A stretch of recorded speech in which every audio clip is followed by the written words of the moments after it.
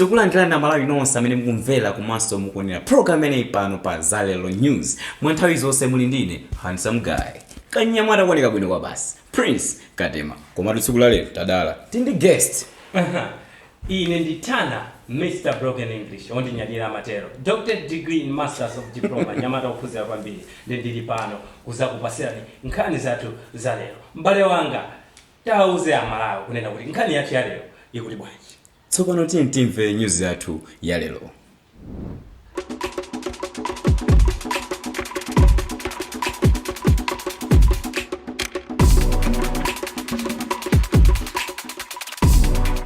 Tsopano timve news yathu ya lero. Atsikana ena amangidwa kamba za kanyama kena kamene kavuta kwambiri kotchedwa Pangolin. Akuti tu atsikana amacheza ndi akucheza chonchija wina nkuyamba kukamba za pangolini ichi awo ndi wina kuti ayiwo sakambezo za nyama imene nyama yopsa zedi ndi timve kuti nkhani yake inaenda motani.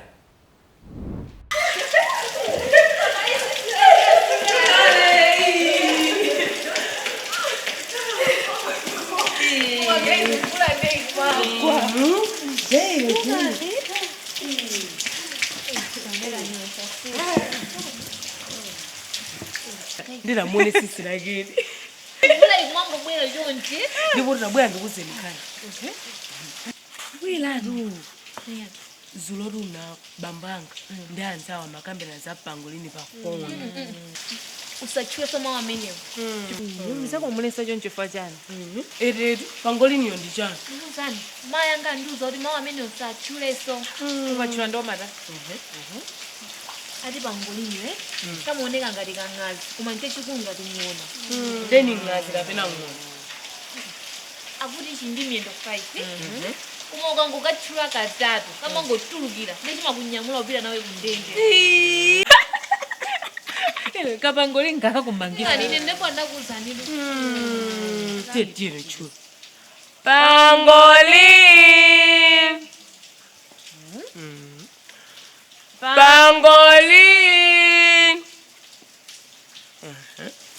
Pangolin. Ina bisayesi. Ai ndi manda. Ai wanga ndikuopa iye tipangese.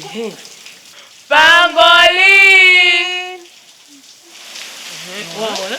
Babe mwenje kuchiri. Kuti mayanga mandina visa. Ndikuwabuza nzaboza zimezo. Ndadela.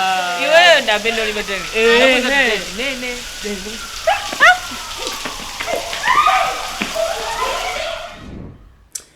Nkhani yopsa kwambiri.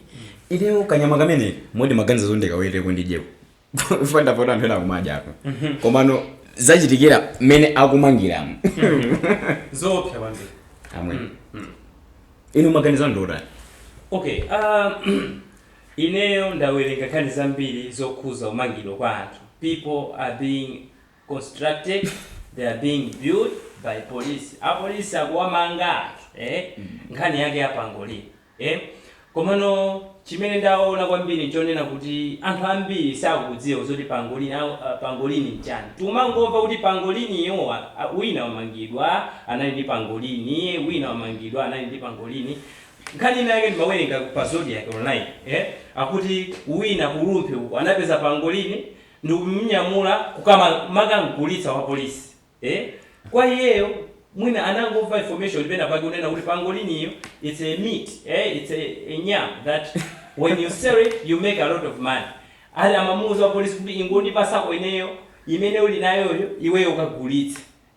Nini kunena kuti iyeyo information imene ali nayo ndionena kuti kanyama kamene kuti kamalimeretsa. Koma zonena kuti nkoletsedwa mwina samadziwa nkana anali olimba mtima mpaka nakupita kwa wa polisi. Because ali munthu yamadziwa nditi kuti uyoyo ndi wa polisi. Koma anapita konko unena kuti akapange akamutsatsa. So there is need for education, sensitization. The Ministry of Wildlife and Culture amene akupanga preserve kanyama kamene unena kukateteza. Afotokozea ndikuti atate akapeza nkhonde ine ndakapeza Tannah akapeza pakonde pake pa nyumba kanyama kameneka ukunde ukatenga kuti ine mwina ndikasamale khale yako chipinda ena apangiti pa polisi kuti yakusunga Pangolin basi kumangidwa innocent. So there are some people who is being arrested innocently, sakudziwa kali konse, sakudziwa. So akuyenera kuti aboma apereke information yokwanira. Anthu adziwe kuti Pangolin ni chani. Solo ineyo Pangolin yo sinamuonepo, sindidziwa zambiri, nangowerenga pena pake kuti kuti ati ku China ku, ati nkanyama kuti kandiwo ndithu, ati amayuza so mankhwala chani. So wina kungomva kuti ku China nkandiwo wapeza Chinese kuti nini Pangoluyu 5 pin ni basi. Umangidwa ndikuduwe mbalanga mwagambara it's a nyamu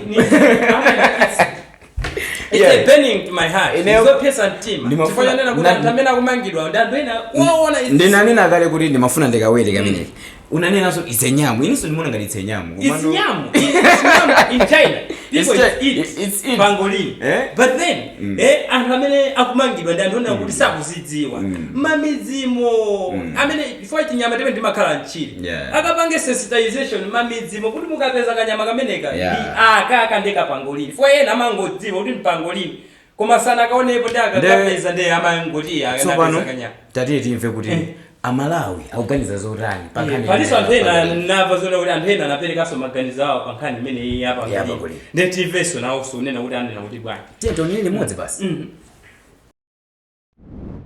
pamene mukukatchulako pachichewa timakatchula nganga ndikoti kama tikupezeka ngati chigawo chakumpoto koma ndi kanyama kofunikira kwambiri of course ngakhale boma limakhapo masiku ambiri chifukwa ndi nyama yonena kuti imatetezeka kwambiri kukosera mwina nyama ina iliyonse ndikuzikula kwa modelo nyama yotetezedwa kwambiri wapezeka ka maiko ngati Mozambique mala kunoko of course suzo Mozambique koma nyama kuti timangomva maradio kuti ndotetezedwa like tambapo kuti anthu akugwidwa akumangidwa ndithu amachachidwa ndithu like drama zazo zoti apereke nyama yotetezedwa kwa ineyo ndoti nyama yoti ngati ndimakonda chilengedwe ndoti ndimasanga kuti anthu odi amamangidwa adi futi akasisikoro kuti wina wake aphunzirepo kuti titeteze dziko lathu because ndizoti zimathandiza sefetomo so zoena pauti za nyama ya Pangolin zinezonso zoti nyama yotetezeka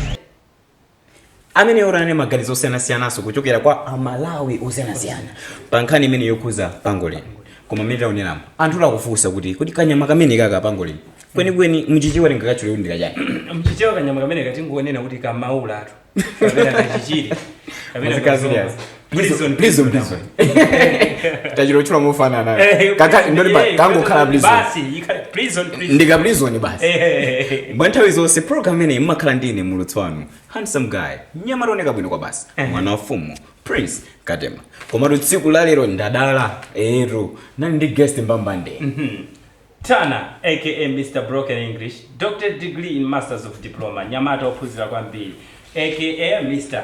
Pangolin. Mwazikaso Pangolin mwazipasano Pangolin. Awande atengedwe yawo. Mwasapotesa nthawi zonse mukuzopereka ndemanga zanu komanso mafunso anu pa masamba athu a internet, Facebook Zalero Ads, Instagram komanso Twitter Zalero News. Muna ndine nyamata wa nthawi zonse Prince Katema komanso tulero ndi nyamata odala kwambiri nyamata ophunzira Tannah Mr. Broken English.